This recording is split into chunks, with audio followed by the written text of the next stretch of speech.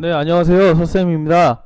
기계 공작 6번째 정밀 입자 가공과 특수 가공입니다.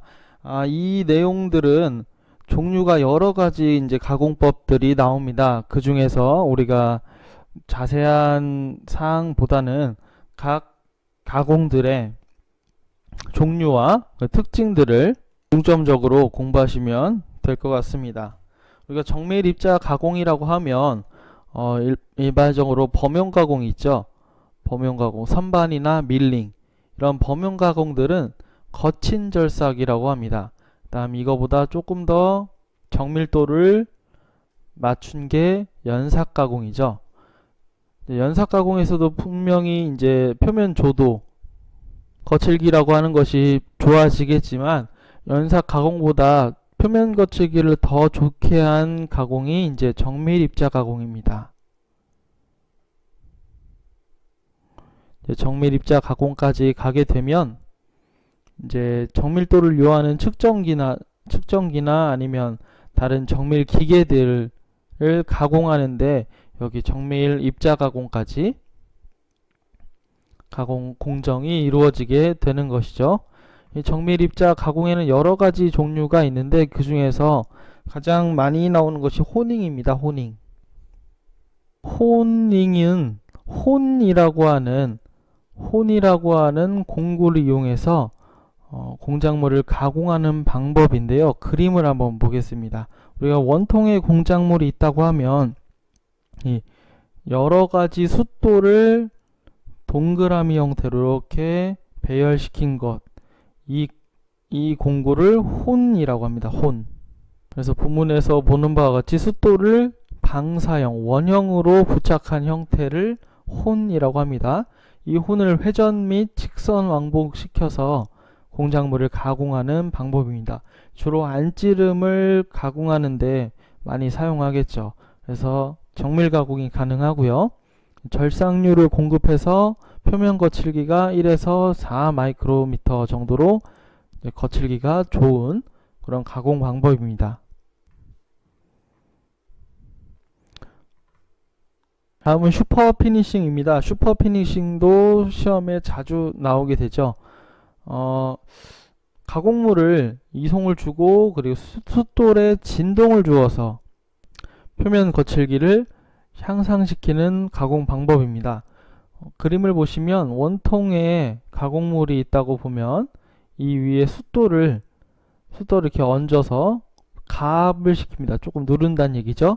그리고 누름과 동시에 진동을 줘서 좌우로 진동을 줘서 그리고 공작물은 회전시키고요.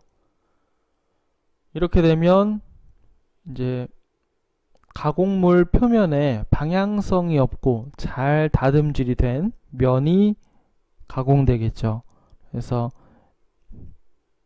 열에 의한 변형 없이 그리고 표면 거칠기가 매우 정밀한 외형을 만들 수가 있는 가공 방법이 바로 슈퍼 피니싱입니다. 중요한 것은 공작물을 회전을 주고 숫돌에 진동을 주어서 표면 거칠기를 향상시키는 방법이다. 이렇게 보면 되겠습니다. 여기에 이제 가공액으로 석유 또는 경유 같은 기계유들을 사용하게 됩니다. 이런 기계유들을 사용하는 것도 슈퍼 피니싱의 가장 큰 특징이라고 할 수 있습니다.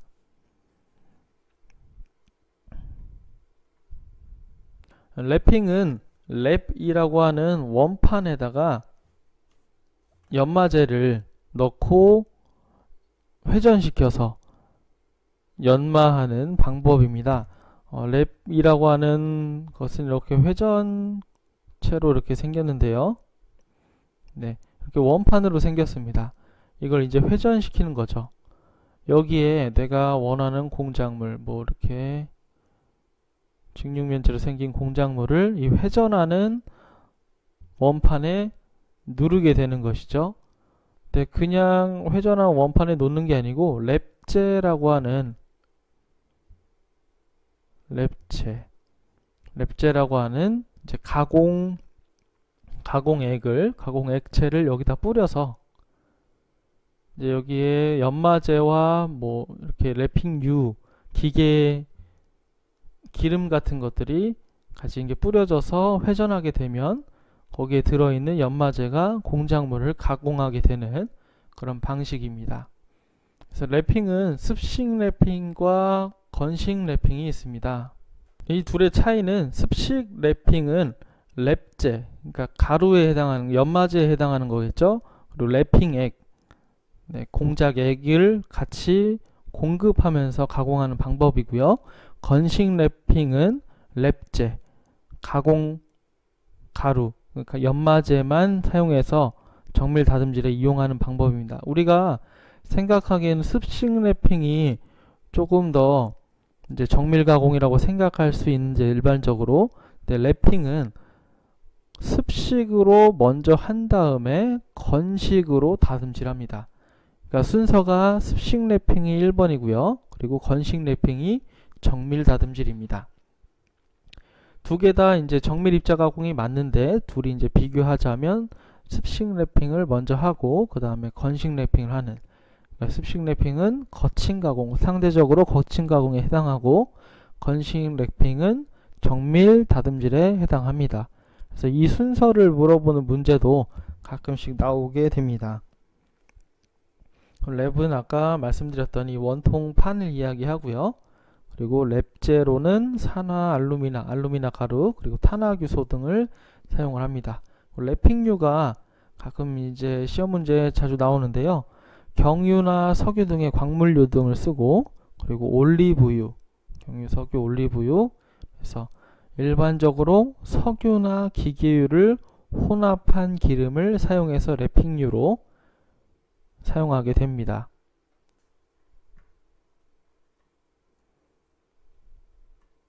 기타 가공으로는 폴리싱이 있습니다. 폴리싱은 우리가 한글로 연마죠. 목재나 아니면 피혁, 가죽, 직물들로 짠 이 숫돌 바퀴에 공작물을 연마시키는 방법입니다. 그래서 버핑을 하기 전에 하는 다듬질입니다. 그럼 버핑은 이제 모나 직물 등을 원판으로 여러 장 겹쳐서 바퀴를 만든 다음에 이걸 고속 회전시켜서 공작물을 가공하는 방법입니다. 랩제와 랩핑하고 비슷하다고 볼 수도 있는데요. 근데 버핑은 모나 직물을 이용해서 광택을 내는 게 목적입니다. 광택을 내는 것이.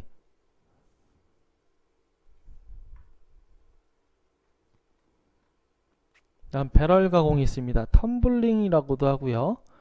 통 속에 가공물, 공작물이죠. 그리고 숫돌 입자, 그리고 가공액, 그리고 컴파운드, 연마 입자가 들어있는 가루를 이야기합니다.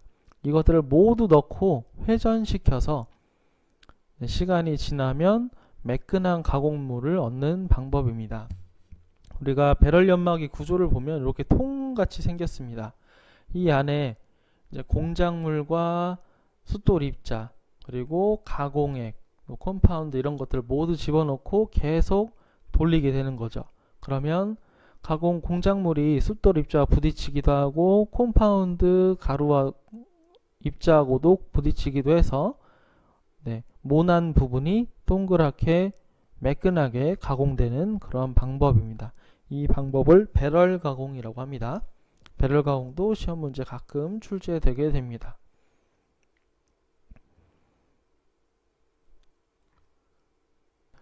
버니싱은 구멍에 표면 거칠기를 조정하는 방법인데요. 이미 가공된 구멍을 강철볼을 진하게 해서 소성 변형시키는 방법입니다. 그림을 보시게 되면 구멍이 뚫려 있는 가공물, 공작물이 이렇게 있는데 이 구멍을 조금 더 넓히고 안에 소성 변형을 시켜서 가공 경화와 함께 표면 거칠기를 좋게 하기 위해서 이 구멍보다 조금 더 지름이 큰 강철볼을 억지로 집어넣는 것이죠. 억지로 통과하게 하는 것이죠.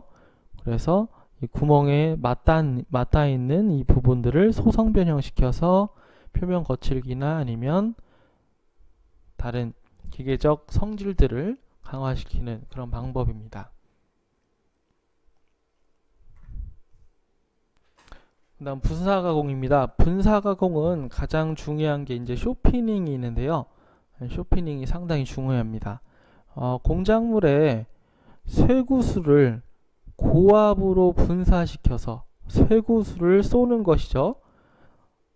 공작물 표면에 쇠구슬을 고압으로 때리는 거예요. 그러면 여기가 계속 때려지면서 쇼피닝 된 곳은 표면 경화가 일어나는, 가공 경화가 일어나는, 소성 변형으로 가공 경화가 일어나서 강도가 증가하는, 그래서 기계적 성질을 향상시키는 가공법입니다. 숏이라고 하는 게 이 쇠구슬을 숏이라고 하죠. 숏이라고 하는 쇠구슬을 고압으로 분사시켜서 공작물의 표면을 가공 경화시키는 그런 가공 방법을 쇼피닝이라고 합니다. 이렇게 분사할 수도 있고, 쇼피닝의 숏, 그러니까 쇠구슬 대신 모래를 압축 공기에 뿜어내어서 제품의 가공물의 표면을 가공하는 방법은 샌드블라스트라고 합니다. 쇼피닝과 이제 쏘는 재료가 다르죠. 쇼피닝은 쇠구슬을 고압으로 분사시키는데, 샌드블라스트는 모래를 압축 공기로 뿜어내서 고압으로 분사시키는 방법입니다. 그리고 그릿블라스트는 뾰족한 입자로 된 그릿이라는 것을 압축 공기로 쏘아내는 것이죠. 분사하는 것이죠. 그래서 어떤 것을 분사시키느냐에 따라서 쇼피닝, 그릿블라스트, 샌드블라스트 이렇게 나누게 됩니다. 다시 한번 정리하면 샌드블라스트는 모래를 쏘는 것이고, 그릿블라스트는 바늘같이 뾰족한 입자로 된 그릿을 쏘는 것이고, 숏은 쇠구슬을 쏘는 것이죠. 그 차이를 알고 계시면 되겠습니다. 액체 호닝이라는 건 우리가 앞에서 얘기했던 호닝하고는 조금 다릅니다. 호닝은 이제 숫돌을 원형으로 배치시켜서 회전과 왕복, 직선 운동을 줘서 안찌름을 다듬질하는 방법이었다 하면, 액체 호닝은 연마제 가공액을 이제 연마제와 가공 액체를 혼합시킨 것을 쏘아내는 것입니다. 그러니까 이 액체를 고압으로 분사하는 것이죠. 우리가 세차기를 생각하면 되겠어요. 그러니까 자동차 세차장에 사람이 쏘는 세차기 있죠. 근데 물만 나오는 것이 아니고 그 안에 연마제, 연마 가루가 같이 들어있다고 생각하시면 됩니다. 물을 고압으로 쏴도 충분히 씻겨 나가는데 거기에 연마제까지 있다고 하면 공작물이 깎여 나가겠죠. 그렇죠? 표면이 매끈하게 다듬질이 되겠죠. 그런 방법이 액체 호닝입니다. 여기까지가 이제 정밀 입자 가공이라고 해서 공작물의 표면 조도, 표면 거칠기를 향상시키는 방법이었습니다. 그리고 이제 특수 가공으로 볼 건데요. 여러 가지 특수 가공이 있습니다. 범용 공작 기계 또는 기타 범용 공작 기계. 우리가 범용 공작 기계라고 하면 선반, 밀링 등이 있고, 그보다 더 넘어가면 뭐 드릴, 연마, 연삭기, 그리고 이제 정밀 입자 가공까지 하면 호닝, 랩핑, 버니싱, 뭐 액체 호닝, 쇼피닝 이런 것들이 있죠. 그걸 더 다른 것들은 이제 특수할 때 사용하는 가공들, 특수 가공 종류를 한번 보겠습니다. 이것도 이제 정밀 입자 가공과 같이 종류들과 그 가공의 특징들을 구별할 수 있게끔만 공부하면 되겠습니다. 첫 번째로 방전 가공이라고 합니다. EDM이라고 하는데, 그러니까 전극을 이용해서 아크를 발생시켜서 공작물을 용융 증발시키는 방법입니다. 그래서 원리를 알아두시면 되겠습니다. 전극과 공작물 사이의 전기를 통전시켜서 이 열 에너지를 이용해서 가공물을 녹이고 증발시켜서 가공을 진행하는 접촉식이 아니고 비접촉식이죠. 네, 전극과 가공물이 공작물이 접촉하지 않는 상태에서 네, 열 에너지가 발생하는 그런 가공 방법입니다. 여기에서 공구는 전극이 되겠죠. 그쵸? 그리고 그걸 도와주는 가공액이 있을 겁니다. 여기서 중요한 건 이제 전극의 재료가 중요한데요. 전극은 구리합금이나 또는 흑연 등을 사용을 합니다. 그래서 그림을 보시면 네, 전원이 들어오게 되면 전극과 가공물이 있는데 전극의 모양대로 가공물이 네, 용융 증발해서 그 모양대로 이렇게 파지게 되겠죠. 그리고 가공액은 이렇게 순환돼서 이 용융돼서 떨어져 나가는 공작물을 이제 세척하게 되는 그런 역할을 합니다. 이 방전 가공에 가장 많이 쓰는 기계로는 와이어컷 방전 가공이 있는데요. 와이어컷 방전 가공도 시험에 자주 나옵니다. 방전 가공이기는 한데 전극의 모양이 와이어, 선 모양입니다. 선. 우리가 철사 있죠? 그런 철사 모양입니다. 그러면 철사가 두께가 얇으니까 얇은 부분에도 이렇게 정밀도 있게 공작물을 가공할 수 있겠죠. 전기로 된 줄톱이라고 생각하셔도 되겠습니다. 가공하는 공정은 비슷하니까요. 그래서 이 부분을 여기 이제 전극이 공작물에 걸려 있다고 하면 그걸 위에서 봤을 때 이 와이어의 두께가 되겠죠. 단면. 그리고 공작물이 이렇게 있습니다. 그러면 이 부분에 이제 전기가 통전이 돼서 용융 증발이 일어나는 것이죠. 그냥 가만히 있으면 용융 증발이 일어나는데 이 선을 앞으로 밀게 되면 이 부분이 전부 다 깎여서 나가게 되겠죠. 그렇죠? 점점점 깎여서 나가게 됐죠. 이런 원리로 가공하는 것을 와이어 컷 방전 가공이라고 합니다. 물론 이 전극도 와이어 선도 같이 전기에 의해서 조금씩 닳아 없어지니까 이 닳아 없어지는 걸 보완하기 위해서 계속해서 와이어도 공급을 해줍니다. 그래서 와이어 인장 장치를 이용해서 와이어도 계속 새로운 철사가 계속 공급이 되게 만들어 줍니다.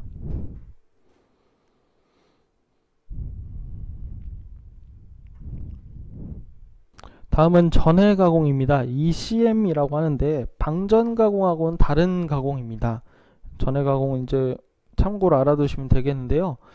전극과 가공물이 있는 것은 이제 방전 가공과 비슷한데 방전 가공은 여기에 열 에너지를 입혀서 방전 가공 얘기합니다. 방전 가공은 전극의 모양대로 가공물이 이제 용융 증발돼서 가공되는 방법인데요. 전해 가공은 전극 끝에 전해액이라는 게 분출이 됩니다. 액체가 분출이 돼서 이게 전기를 통전하면 가공물이 용해되는 것이 녹아 없어지는 거예요. 녹아 없어지는 거예요. 그래서 이게 그림을 보시면 이게 전극인데요. 이 전극이 가운데가 중간이 비어 있어서 이 가운데로 전해액이 이렇게 나오게 됩니다. 이 전해액이 전기를 통하고 있기 때문에 이 전해액이 가공 공작물을 녹이는 것이죠. 그렇죠? 전해액이 공작물을 녹이는 것입니다. 그래서 방전 가공하고는 조금 가공의 원리가 다르죠. 그래서 이것을 전해액이 가공한다고 해서 전해 가공이라고 합니다. 다음 전해 연마가 있습니다. 전기 도금의 반대 현상입니다. 전기 도금의 반대 현상. 우리가 전기 도금이라고 하면 전해질이 들어있는 액에다가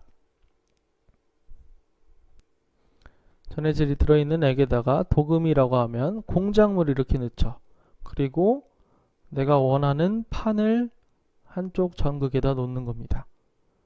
그래서 여기 이제 전원이 이렇게 있겠죠. 전원이 있으면 원래는 공작물을 음극에다 놓고 이 금속판을 양극에다 놓으면, 그러고 전기를 통전시키면, 구리라고 해봅시다. 도금 얘기하고 있습니다. 도금. 구리판이 전해에게 녹아서 여기 숟가락이라고 하면 이 숟가락 겉표면에 이렇게 들러붙게 되죠. 겉표면에 점점 들러붙게 됩니다. 시간이 커지면 커질수록 두꺼워지고, 전기가 많이 통하면 통할수록 더 두꺼워지죠. 이걸 이제 도금이라고 하는데요. 표면에 금속 원자를 입히는 방법을 도금이라고 하는데, 이걸 이제 전해 연마에서는 이 원리를 거꾸로 한 것이죠. 그래서 공작물에다가 플러스 극을 걸고 금속판에다가 마이너스 극을 겁니다. 그럼 여기 있는 이 그림과 같은데요. 금속판에 마이너스 음극을 걸고 공작물에 플러스 양극을 걸면, 반대로 도금과 반대로 공작물에 있는 원자가 여기 판으로 점점 빠져나오게 되죠. 그러면 같은 표면의 두께만큼 골고루 표면이 깎여 나가게 되는 효과를 얻을 수가 있습니다. 이게 바로 전해 연마의 원리입니다.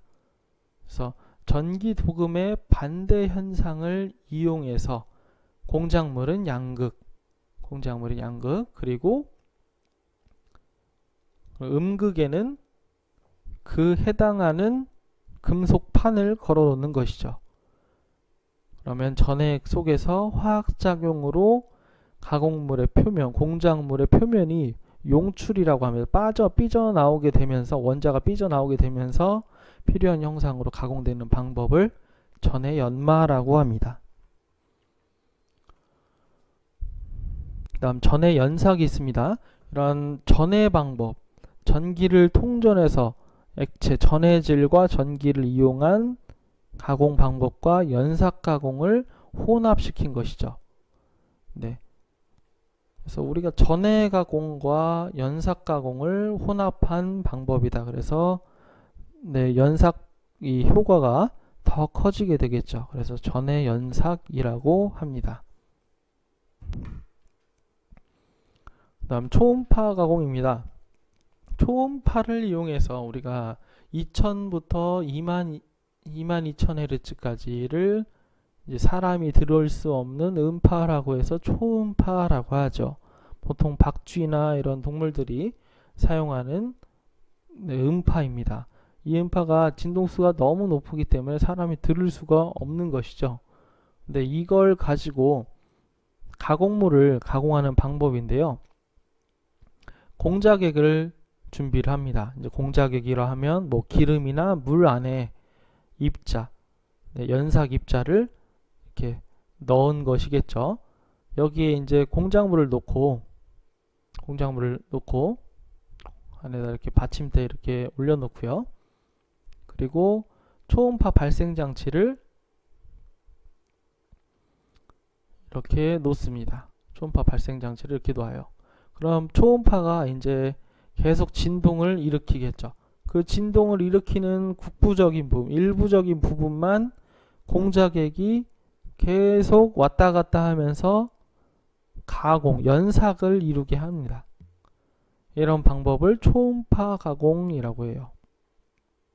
가장 큰 특징은 전해 연마 또는 전해질 가공, 방전 가공과 같이 전기가 통하지 않는 공작물들을 가공할 수 있는 가장 큰 특징이 있습니다. 초음파 가공은 전기를 통하지 않나 통하나 상관없이 할 수 있는 방법이죠. 그리고 취성이 큰 재료들도 충분히 이런 초음파 가공으로 표면 정밀도를 높일 수가 있습니다. 가장 큰 특징이 있습니다. 한번 다른 특징도 꼭 읽어보시면 되겠습니다. 다음 레이저 가공입니다. 레이저 가공은 요새 이제 많이 쓰고 있는데요. 레이저를 이용해서 빛을 쏘면 순간적으로 가열되고 또 용해까지 일어나고 거기에 증발되는 원리를 사용하는 가공입니다. 레이저를 이용한 열 에너지로 용접이나 용해를 이용해서 가공이나 여러 가지 방법들을 할 수 있는 것들이죠. 그래서 레이저의 이제 활용성은 무궁무진한데 거기에 이제 가끔씩 시험 문제 필기 시험에 출제되기도 합니다. 그래서 우리가 정밀 입자 가공과 특수 가공까지를 한번 이렇게 훑어보았습니다. 네, 종류가 상당히 많죠. 네, 어떤 가공 방법에 따라서 특징들 그리고 주된 원리들을 중점으로 이렇게 헷갈리시지 않고 비교해서 공부하시면 될 것 같습니다. 네, 이번 시간과 관련된 기출문제를 한번 보았습니다. 이렇게 정리해 봤는데요. 보통 한 문제 또는 두 문제 정도 출제가 됩니다. 그래서 출제 빈도가 높지가 않으므로 중점적인 부분보다는 종류들 그리고 각 종류들에 대한 특징들을 중심으로 공부하시면 되겠습니다. 감사합니다.